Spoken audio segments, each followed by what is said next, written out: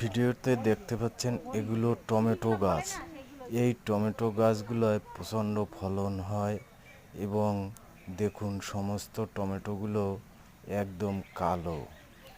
এই কালো টমেটোগুলো দেখতে খুব সুন্দর এবং এগুলো নাকি খেতেও খুব টেস্টি। তবে আমরা কোনোদিন খাইনি যদিও, তাই ঠিক বলতে পারছি না, কিন্তু যারা খেয়েছে তারা বলছে এগুলো খুব টেস্টি।